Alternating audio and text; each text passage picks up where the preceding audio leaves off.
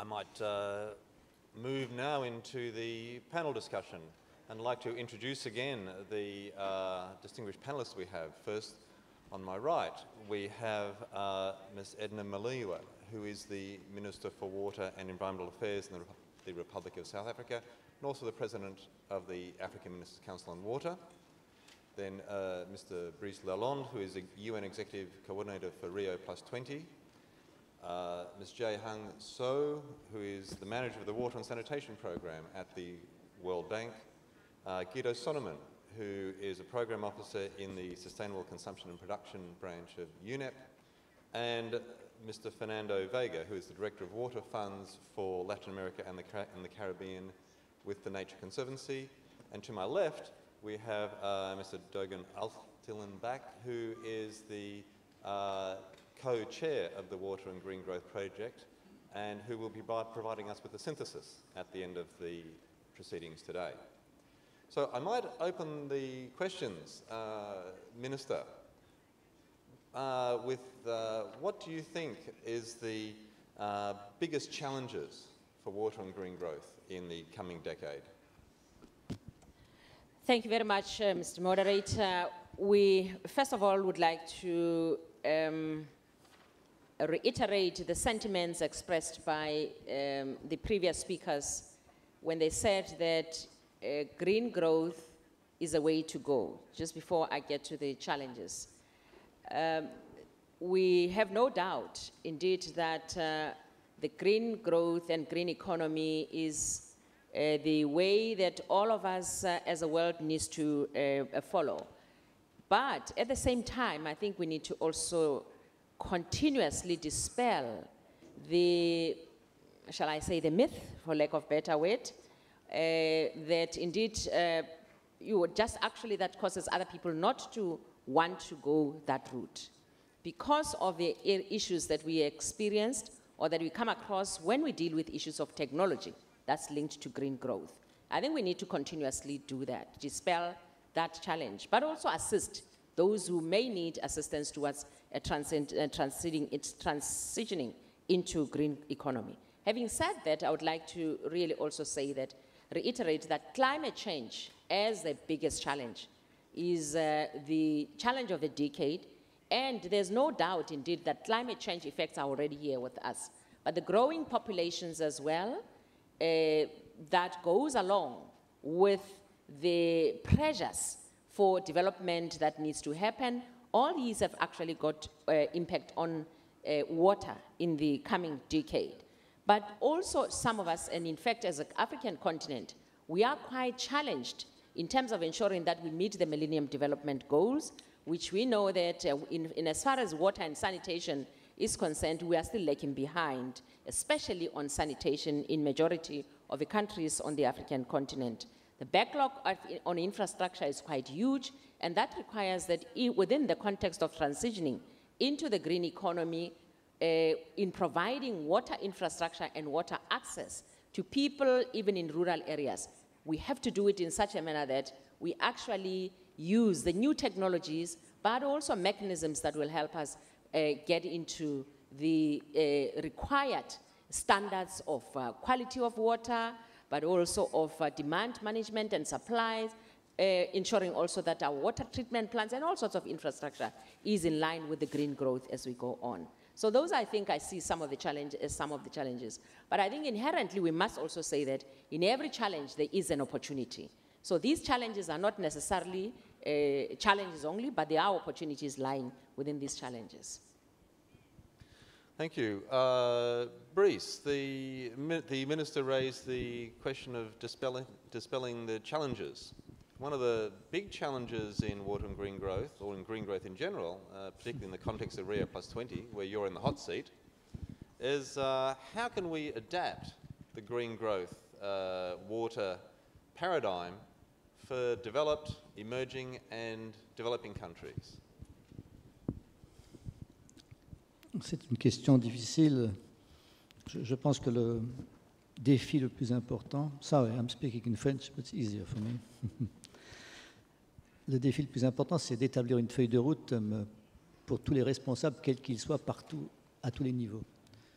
nous avons une feuille de route internationale, changement climatique, et par exemple, le message de Marseille à Rio pour l'accès universel, les économies d'eau et la protection de l'infrastructure écologique. Nous avons aussi un message, 70% de l'eau va à l'agriculture en moyenne mondiale, donc il y a manifestement un effort tout particulier, une priorité là. Il y a une feuille de route pour les responsables nationaux, que les politiques se rendent compte de l'importance de la question et proposent des lois en conséquence. Au niveau continental, pour l'Europe ou par exemple l'Amérique latine, est-ce que la déforestation, à un moment donné, va avoir un impact important sur le régime des pluies, par exemple, au Brésil, etc. Un impact, une feuille de route pour les scientifiques et les économistes. Économie verte, on devrait supprimer le mot vert. C'est l'économie, tout simplement. Et si l'économie n'est pas capable de comprendre qu'elle dépend des fondations naturelles, il n'y a plus d'économie. Et donc, en ce moment, la partie la plus importante de la recherche universitaire dans le monde de l'économie, c'est l'économie écologique. Donc, c'est en train d'apparaître, et c'est une évidence. Mais aussi une feuille de route pour les élus locaux, pour l'école. J'ai été maire pendant très longtemps, et je me suis rendu compte que ce n'est pas la peine de relier les maisons à une station d'épuration ultramoderne si on ne va pas regarder dans chaque maison si les branchements sont faits, si le plombier comprend la différence entre la tuyauterie pour les eaux usées, la tuyauterie pour l'eau potable, la tuyauterie pour l'évacuation des eaux de pluie quand on a des réseaux séparés. 1000 petits détails qui ne sont jamais là. Quand on parle du droit à l'eau, par exemple, et on pense toujours aux pauvres, mais on oublie les riches. Alors les riches, dans ma commune, ils mettent une maison sur une île. Et puis ils me disent, ah, le droit à l'eau, excusez-moi, il faut m'amener l'eau potable chez moi. Ah non, mais excusez-moi. Donc la lutte contre l'étalement urbain, parce que lier l'urbanisme à la question de l'eau, enfin... Et puis à l'école, les enfants, ils ne savent plus qu'il y a le robinet, il y a l'évier, ils ne savent pas où ça va, dit rien. Donc essayer de se réapproprier complètement. Donc une feuille de route pour chacun. Ça, c'est ce qu'il y a de plus important, à mon avis. C'est ce qui doit être décidé comme message principal. L'eau, c'est absolument capital. Dans le temps, les villes étaient le long des fleuves. On avait des cathédrales en plein milieu quand on arrivait du cours d'eau. Maintenant, on a des autoroutes, on ne sait plus. Voilà, l'eau, c'est absolument fondamental. Et je pense que le verdissement de l'économie plutôt que l'économie verte, parce que c'est inévitable, c'est de comprendre que l'ingénierie écologique, l'investissement dans l'infrastructure naturelle est capital. Moi, j'ai été passionné par ce que j'ai appris là, de la Chine, de Santiago, c'est formidable. Donc tous ces exemples-là, en effet, montrent que nous sommes sur la bonne voie. Il n'y a pas longtemps, j'ai rencontré un responsable d'une grande entreprise qui m'a dit « Je ne comprends pas pourquoi vous parlez tous du pétrole ou de l'énergie. Le grand problème, c'est l'eau. » Ça m'a frappé.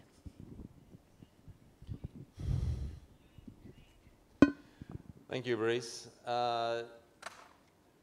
Jay, the Minister and Brice both raised the issues of innovation, education, capacity building. You're at the heart of the water and sanitation program at the World Bank. I mean, how are these issues being dealt with in the context of your program, and what do you think that means for green growth, for water and green growth?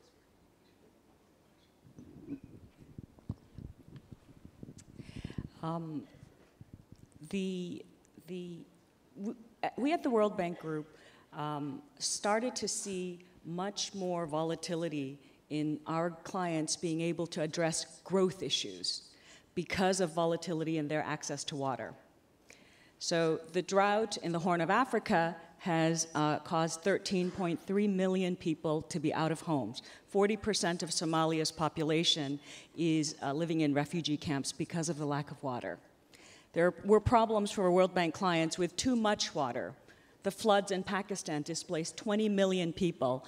The government of Pakistan is going to have to use $1.7 billion of development assistance for disaster relief. And we have problems with lack of clean water and sanitation. The cholera outbreak in Haiti is estimated to be the single largest health disaster in modern times. And the outbreak of violence in the people in the refugee camps has almost destroyed 500 tons of food aid provided to Haiti. So as the World Bank clients started to see significant risks to growth based on this lack of being able to manage water, too much water, lack of water, the World Bank started to look much more carefully at what is the best way to demonstrate these challenges to policymakers. And therefore, one area that we have really started to look much more for in terms of innovation is taking the technical language of the pump room to the policy language of the boardroom. And in water and sanitation, you've heard many speakers during this week talk about the 2.5 billion people who lack access to sanitation today in the world. In fact, great majority of these people are the poorest people in these countries. And yet, when we saw, many of these large numbers lie in countries in East Asia, which have experienced the highest growth rates in recent years. The water and sanitation program started to see what's the best way that we can actually emphasize this need to improve access to sanitation to the policymakers in these countries who are very concerned about growth. So a series called the Economics of Sanitation Initiative tried to articulate in economic terms that policymakers understood that what is a lack of sanitation could affect the GDP of the country. And the results were dramatic. In India, the Economics of Sanitation Initiative estimated that almost 6.5% of India's annual GDP is lost due to lack of sanitation. That's $54 billion a year. And a study comprising 5 Southeast Asian countries estimated almost 7% of GDP is lost in these countries due to lack of sanitation. And in certain countries, like in Vietnam, these were not necessarily costs related to health impacts. More than 50% of the costs in Vietnam related to tourism, industry, fisheries. These are hard economic sectors that policymakers in these countries really cared about. So one of the innovations that the World Bank Group is really looking at is how do we communicate the technical language of the pump room to the boardroom?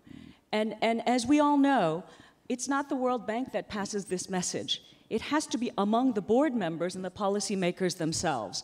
And as the World Bank Group started to scan around globally to see who are the countries that are actually taking this forward, we were very struck by one analysis that was conducted by the Hong Kong-Shanghai Banking Corporation as the world started to enter into the global economic crisis.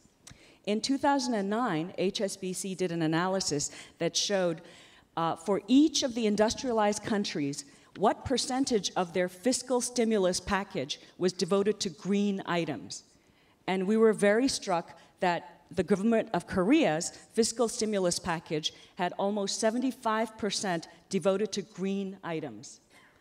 And this started to really translate to us that it's not about a green growth that's separate from growth, that green is critical to growth. So we were very happy to start a partnership with the government of Korea to try and share this message between policymakers of how to bring this technical language, sometimes this technical language of the pump room of the water specialists to the boardroom of the policymakers. Very good analogy there, bringing it from the pump room to the boardroom. But then we've got to go from the boardroom and the policy down to the instruments. Guido, what do you have to say on what are the most effective policy instruments we can have to make sure water and green growth happens? Well, let me also start more on the pump side with saying that we have, in the context of the Green Economy report, or with the water chapter, we have highlighted a few policy instruments, but we have continued this work now in the context of the International Resource Panel, looking at this question of decoupling water use and environmental impact from economic growth. And we have seen that actually one of the starting points is to have the right data. And, and we have, one of the reports is now on looking at different accounting mechanisms, because we want to decouple economic growth from, water use and environmental impacts. And for this, we need data that are credible, like the GDP data. Otherwise, how do we get this, being addressed by policymakers? So this is certainly a starting point. But then once you have those data, then it's not only at the national level, the instruments, but very important is the changing the allocation and entitlements on really the watershed level, where the question especially of the allocation and, and linking it to, resource productivity that water can provide, and having it not in the traditional way, but really looking how it can support economic growth. So this is then, a clear element where those two elements come together. But then, of course, you have the other instruments that are, more market-based instruments. We heard this presentation here on investment and, how investment is important, not only from the, pure environment side, but linking to the MDGs. And then, to really clarify the benefits. And there I think really the point is to show the positive benefits, but also monetize, the externalities, the cost of non-action that would have happened without it. So this whole question also you need, of course, again, these accountant bases that for then you can you go into economic valuation, you need physical data that then can be economically used. The other part is, of course, to reduce perverse subsidies that are counterproductive to achieving this decoupling and for a green economy. And overall, the investment should not only go into this infrastructure, the example we have seen, but into the maintenance of the ecosystem services as a key function. And the investment needs to look at what is actually cheaper, to which way to do it. And there are examples out there, where it actually has been done because it has been much more, cost-effective to invest into, maintaining the water provided from the ecosystem services than going into cleaning, filtration again to have good drinking water. The last point, and this is of course here in the World Forum, is the topic that it's not only a question of national policies but also of trade. Water is embedded in products, and so you have this whole discussion on the virtual trade and if how trade needs to be done so that there's benefits related to those that are coming from water scarce regions and those that are importing sort of the water through these virtual flows. But this is a topic where we have not got into the details. It's sort of on the list to look at, and I know that's quite controversial. So, but it is part of those tools that you might wish to look at if you're looking here really at the world level. Okay. Never shy of tackling controversial questions, and trade is certainly an interesting one. But in the discussion we've heard so far, a few words have stood out: inclusive, investment. Green growth is going to have to be an inclusive process.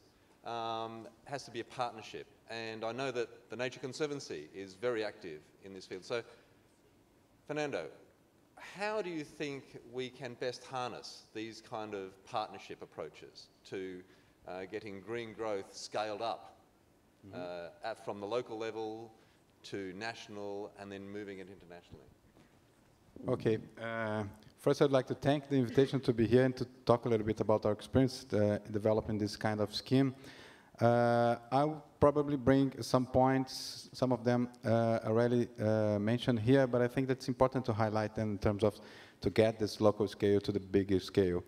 The first one, I think that actually is all the things related to spread the word in terms of the linkage between nature and water.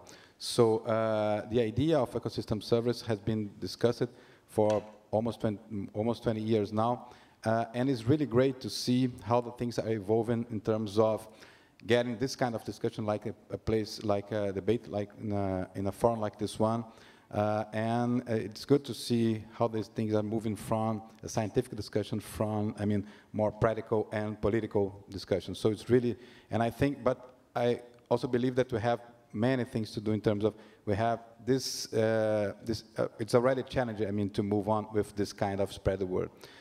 This is, for me, it's the first point. The second one is related to build and keep building, I think that we already have, but we need much more than that, business cases that actually prove, actually show the relationship in terms of quantitative ways in order to get more investments, in order to engage investors, donors, and so on in this, along this process.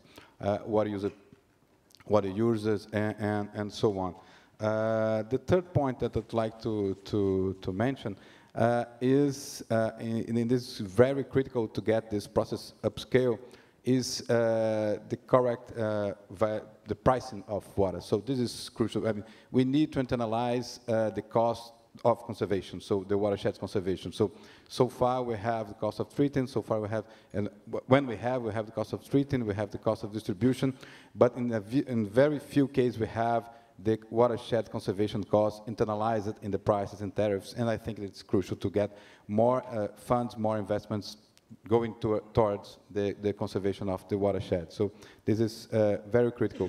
And in the end, I would like to bring Rodrigo's presentation, telling about the watershed committees in Brazil, and going a little bit more direct to the point that you mentioned. So all of these three first elements should be embedded in a very participatory process, as we have, for instance, in Brazil, through the watershed committees, where we have representatives from water users, local and state governments, civil society, discussing together where the funds collected by the water user fees should be allocated. So this is crucial, that actually it's inclusive, and that's the way that we believe that's the best way in terms of moving forward, in terms of to get the whole participation of, of the actors that should be there.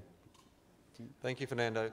That's really raises some very interesting and challenging areas there. Pricing, how that links up to green growth, how do we make it inclusive? Minister, how do you see these kind of policy instruments as being a central part of the water and green growth agenda? How do we need to adapt them for your particular circumstances? Thank you very much for that question. In fact, I thought at first I should come, start with that, but I welcome this opportunity to come back. First of all, I would like to just indicate to this gathering that in South Africa, we have policies that we believe are actually or have been adequate as at the time when they were developed. And in the water law, the national water law, there's the integrated water resource management strategy embodied. It's actually legislated for. It's a requirement, and it has to be evaluated every 5 years. The opportunity that we have now is to actually ensure that we now build the greening into that strategy, which is what we are currently doing. Now, the key word here, in everything that we do in water-related matters, we believe, in terms of developing policy, is to integrate. Firstly, the issues of water demand and management, supply, water demand and supply management are very, very key, because in every work that we do, you will not be able to, for instance, just ensure that you manage your availability of water without looking at your reconciliation strategies. So in this integratedness, you have to look at that. But also linked to this question is how you leave water for the environmental needs, which are your biodiversity needs, in line and linked to the needs by the industry and everybody else, human consumption and so on. But also recycling, as the case studies were indicating, reuse of water, which is really, for us in South Africa and in many parts of the continent as well, recycling and reuse of water is actually very, very key. Now, in that integration, you can't look away from how you need to react to your disaster management, because really currently as we are here, there's either too much water, one panelist said that, either too much water at any given time or less water in some cases. So you're managing your disaster and ensuring that as we respond in policy, in our disaster management strategies and policy, we embody those aspects of policies. And definitely I'm speaking here at high level. There are instruments, but I'm really highlighting some of the things that we should be considered in water demand management or in this integration. Thirdly, the issue of looking at water as a good, a public good that doesn't know boundaries. In other words, your transboundary management of water.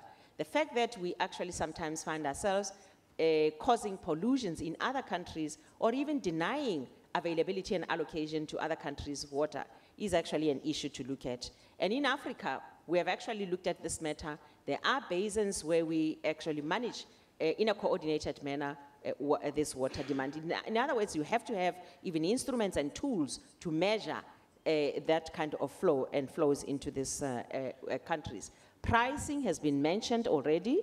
Issues of allocation have already been mentioned. They've got to be central to the policy aspect as well. Because if you don't price water properly, to an extent that your people, ordinary poorest of the poor, are able to access water as well as the industry, you'll come across those challenges. Infrastructure availability, the quality of infrastructure, your water treatment plants needs to be spelled out in that policy as well. Of course, the other thing that's very, very critical is the climate change policy response measures. Many of our countries are saying, or we say that, let's look at energy provision and alternative energy provision. Now we may find ourselves actually just not looking at the aspects of water as we're greening those aspects of our energy provision. Whether you're talking food production, the nexus between food production, energy, and water is actually very, very instrumental and important. And then there's an issue of skills that's probably not even spoken about. We need quite a number of skilled people in every field to manage water. And again, there's got to be people who are not, from the old school of thought as we go on. The other thing is, the last thing that I want to mention is people participation. Of course, there's a need to ensure that communities and ordinary people are there. In Africa, we do and currently have coordination at regional level, at the continent level, and we're also looking at investments in that regard so that all these issues that we are looking for policy developments on and integrating our policies on, we also gear up to do investments and stand ready to do any other development that's necessary into transiting into the green economy. Because we believe that water is life, and without water, nothing can happen. We've got to ensure that it's enjoying the central place at the heart of everything that we do. And that's the reason why we believe that as we go to Rio, as this collective here, we must get ourselves ready to ensure that that which was agreed to in Durban last year in November, of ensuring that water is embodied in the adaptation program, is now carried into the green economy discussions that will take place in Rio in June this year. Thank you very much. Thank you, Minister. And you finished up there on a very important note, Rio +20 and the role of water and green growth there. Brice, I was wondering if you could fill us in on how you see the role of water in Rio +20 and the relationship to the green growth agenda. It's too long a question. Well, give us a... It's central. Everybody agrees it's central. And not only it is central per se, and we're going to have probably, because we're working on the idea of having sustainable development goals, which would complement or which would follow the Millennium Development Goals. Water, obviously, is already in the Millennium Development Goals, and we know that sanitation is lagging. So we have to work on that. But it's also central because it's in all the other goals. It's the nexus, okay? Energy, you need to have water for energy, and you need to have energy for water. Food security, we need to have, cities, everybody, it's going to be a major theme in Rio. How do you live in sustainable cities? Yeah, the issue of water is absolutely crucial, etc., etc. So the problem after is, okay, do we have a roadmap? Do we have priorities? How do we get there? What are the objectives, the goals the international community is going to give to itself? So all these discussions will be here. I think that what I have understood from the main message from this Water Forum is we need to have a package between energy and water, the same sort of package, universal access, savings, how do you better use energy and how do you better use water, and protect the environment, which means renewables for energy, or more renewables, and which means protect the ecological infrastructure watersheds, rivers, wetlands, and forests. I always say in Costa Rica, when you buy a bottle of water, in the price of the bottle of water, you have the salary of the forest keeper. Because if you don't have forests, you don't have water. And so that sort of integrated way of thinking is very important. I think also we're going to work a lot on tools. So, of course, watershed management or integrated management, etc. It's going to be very important. All the tools, prices. How can we have better pricing which would not go over 2% of the income of the population? That's roughly what people think about. And can we invent metrics? Let's talk about it. Can we invent a water footprint? Because after all, we know OECD is working on that, by the way. Congratulations, OECD. We're going to have the carbon footprint. Carbon footprint is already there now. But we need also a water footprint. How much water did you need to do this product, this service? How much water? And this is going to spread, and we need that. So all these new tools, that's going to be also in discussion in Rio. Now, what's going to be the outcome? 193 countries negotiating together. Wow. But it's moving, and there is a general goodwill. And people agree on the priorities. People agree. So you have the politics, but in the heart of everybody, it's important. It's an important meeting. The nexus is on the lips of everyone, water, energy, food. I would add a fourth, water, energy, food, and the environment. That's central. So you raised issues of measurement, policy tools. On the measurement agenda, that's a key one. Particularly, there has been controversy around the measurement underlying the Water Millennium Development Goals. Jay, in the sanitation area, how do you see the measurement agenda shaping up? The measurement and monitoring is critical. If we're to know if we're going to make any progress at all, we have to agree on which are the indicators. And unfortunately, it's a sad fact that we will not meet the Millennium Development Indicators for sanitation by 2015. What we want to do is to really look at what has been the progress so far. That even though 1.8 billion people have achieved increased access to sanitation, that still the disparity lies between the poor who don't have access to sanitation, where most of the improvements in sanitation are going to the wealthier quintiles of the economy. So the World Bank Group is heavily involved in the post-2015 MDG development indicators in sanitation, in water, and hygiene. And we would really like to look at all three components of green growth for all. That to what extent are the poor people in these countries also achieving the indicators for Millennium Development Goals? Thank you. We do have, we're actually coming up to 5 to 1. We started a bit late, so we can go a little bit over. We did actually schedule in some question and answer time from the floor, so we might have a couple of questions to our panelists. We actually can't see a thing from up here about who might be putting their hands up. And there are microphones roving around somewhere. Thanks for putting up the lights. If you ask a question, direct to one question over here. Come over here. David, boys, good to see you again, sir. If you could direct it to one panelist, and so that we can just get a few questions in before we have to leave. Thank you, Anthony. Actually, it was a question for ADB. I don't know if that's legitimate. Yes, indeed. But you can. Again, people can answer. We're concerned about the financialization of natural resources, and I think we're seeing that in a number of the approaches to green economy. What we're worried about, we've seen the sophistication of the financial sector in developing innovative tools to extract profits, bringing us the global financial crisis. We've seen in the EU a number of distortions in the carbon trading schemes. How can we ensure under green economy proposals that the financial sector doesn't distort this and do what they're best at, which is sucking out profits? That's a very real concern for us. So if we could have something on that.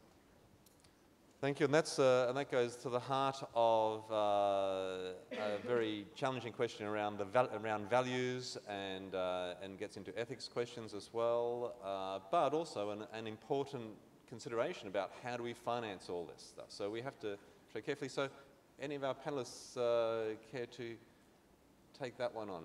Jay. Thank you for that question. And I don't know if our colleague from the ADB is here, so I don't want to take his... Well, actually, why don't we hear from the ADB first, and then you might jump in afterwards.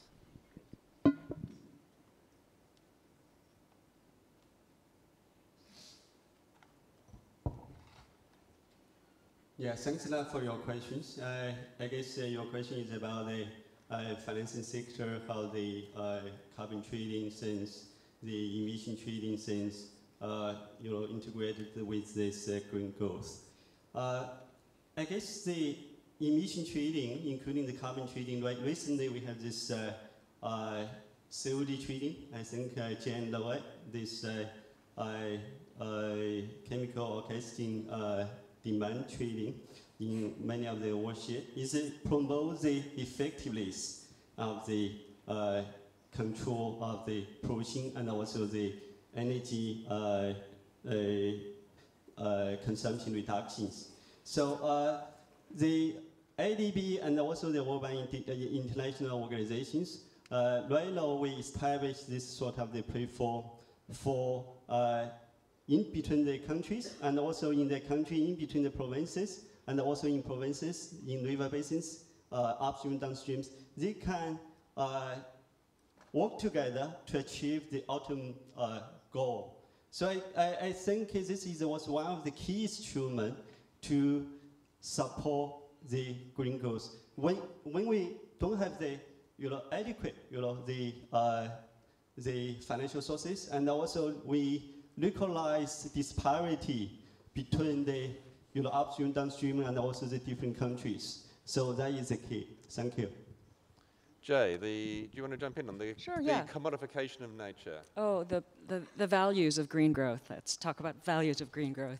I think one of the things that I really realize here is that, in fact, nobody knows perfectly exactly how to do green growth every step of the way. And that's one of the biggest learnings I have from attending and having these discussions. But what I do know is that in our sector, we have some preconceived or misconceived notions about what different stakeholders want from this green growth agenda. And I think, in the water and sanitation sector, for a long time, the private sector used to be a dirty word. And that we thought that the private sector was really trying to come in and make a profit off a natural free good. Now, I think that actually that what the private sector can offer is much more complex than that. And as you know, according to the Sarbanes-Oxley regulation in the United States, for major publicly listed companies, they have to list all the major risks that these companies face in growth. And more major multinational publicly listed companies are listing the access to water as a risk. So if companies are choosing to locate in one country or another because they cannot be guaranteed a clean source of water or an acceptable source of water, that will directly affect the growth the growth prospects of these countries. So I think here, one of the things that I would like to suggest in terms of, as we all together learn about the values, or that we broaden our value systems to really try and understand what each of the different stakeholders can bring to green growth. For the World Bank, we did something that we considered to be quite risky last October. I don't know how many of you have heard of a thing called the hackathon. But it's a hackathon is where you invite computer programmers to come to a site to solve a problem. This was a practice that was developed in Silicon Valley. And so this happens in many industrialized countries in the world.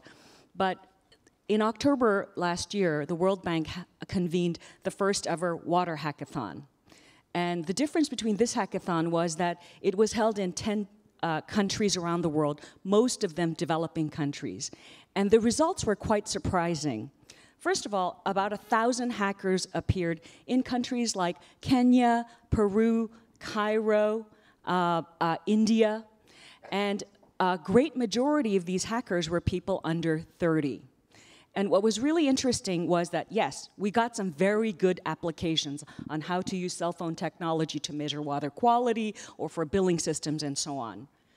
But in Peru, for the first time, the government of Peru released the water quality information for every major water source in the country, which until then had been a private confidential database. So this is really talking about, in order to achieve green growth, we could learn from every sector of the society and every stakeholder that has a say in green growth, including the people who benefit from green growth. Thank you. Minister, the challenge of financing all this and making sure that we have transparency, accountability, responsibility. What's your perspective on this challenge? Well, in fact, I think you recall it right at the beginning, I made a statement about the green growth movement forward that requires us to ensure that we don't ignore the voices that are there. I mean, like a voice that we've just heard now, the concern. It's a real concern. And that doesn't need to be ignored. On the continent, certainly, I want to assure you that we actually are still debating. Some countries are still saying, but what is this green growth? Is it not going to be something that really brings lots of cost on us, or even obsolete technologies? So the issue is not only a concern around financial models and finances, but it's also around technological innovation. And I think what we said in COP17, for instance, much as these 194 countries that are negotiating sometimes take a lot of time, one of the things that we said and agreed upon is that we need to have technological innovation and centers that are established in continents and all over for us to be able to actually produce technology right from the ground. Because there are many people, like you were saying earlier on, that innovation doesn't just come from one center. It comes from all over. It's surprising at times that whilst if you find some innovation happening in India, a new innovation, at the same time you find it happening somewhere in deep rural areas of Africa or even South Africa.